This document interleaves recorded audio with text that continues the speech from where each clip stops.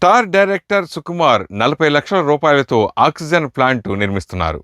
సినీ దర్శకుడు సుకుమార్ శాశ్వత ప్రతిపాదికన oxygen generator plant ఏర్పాటు చేస్తున్నారు. తన స్వస్థలమైన కాకినాడ దగ్గర రాజోలు గ్రామంలో 40 లక్షల వ్యయంతో DOCS 80 oxygen generator system plant నిర్మించేందుకు ఏర్పాటు చేస్తున్నారు. కోనసీమలోని కరోనా బాధితులకు ఆక్సిజన్ సిలిండర్లు, కాన్సంట్రేటర్లు అందించేందుకు ఆయన ఇప్పటికే ముందుకొచ్చారు. రాజోలులో ప్లాంట్ నిర్మాణం తక్షణమే చేపట్టి 4 రోజుల్లో పూర్తి చేసేలా ఏర్పాట్లు చేస్తున్నారు. తొలుత 25 లక్షలతో ఆక్సిజన్ సిలిండర్లు, కాన్సంట్రేటర్లు అందించాలనుకున్న సుకుమార్ ఏకంగా ఆక్సిజన్ ప్లాంట్ నిర్మిస్తే అవసరానికి తగిన ఆక్సిజన్ తయారు చేసుకోవచ్చన్న ఉద్దేశంతో మరొక 15 లక్షలు జత చేసి మొత్తం 40 లక్షలతో ఆక్సిజన్ ప్లాంట్ నిర్మిస్తున్నారని సుకుమార్ స్నేహితుడు అమలాపురం పంచాయతీరాజ్ DEE అన్యం రాంబాబు తెలియజేశారు. సుకుమార్ సేవాగుణాన్ని టాలీవుడ్ ప్రముఖులతో పాటు కోనసీమ ప్రజలు కూడా అభినందిస్తున్నారు. హాట్ లుక్ లో మెరిసింది బాలీవుడ్ బ్యూటీ నేహా శర్మ. బాలీవుడ్ బ్యూటీ నేహా శర్మ. ఈ బ్యూటీ సోషల్ మీడియాలో యాక్టివ్ గా ఉంటూ ఏదో అప్డేట్ తో తన ఫాలోవర్స్ ని పలకరిస్తూ ఉంటుంది. హాట్ స్టిల్స్ తో కెమెరాకి పోజులిస్తూ కుర్రకారికి కంటి మీద కొనుకు లేకుండా చేస్తోంది.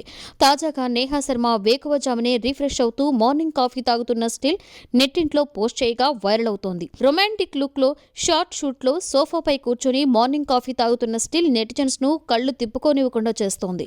సూట్ లో నేహా దిగిన ఫోటోస్ వైరల్ అవుతున్నాయి. ప్రస్తుతం నేహా శర్మ రొమాంటిక్ కామెడీ నేపథ్యంలో తెరకెక్కుతున్న జోగిరా సారారారా అనేటువంటి హిందీ చిత్రంలో నటిస్తోంది. ఈ మూవీ షూటింగ్ దశలో ఉంది. మరోసారి ఐటెం సాంగ్ లో మెరవనుందట హీరోయిన్ పాయల్ రాజ్పుత్. మరోసారి ఐటెం సాంగ్ లో మెరవనుందట హీరోయిన్ పాయల్ రాజ్పుత్.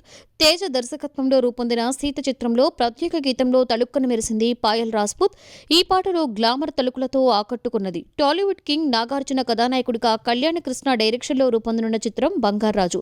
2016లో రూపొందిన సోగ్గాడే చిన్నినాయన చిత్రానికి సీక్వెల్ గా తెరకెక్కనున్న ఈ సినిమాలో పాయల్ రాజ్పుత్ ప్రత్యేక గీతంలో నటించనున్నట్లుగా వార్తలు వస్తున్నాయి.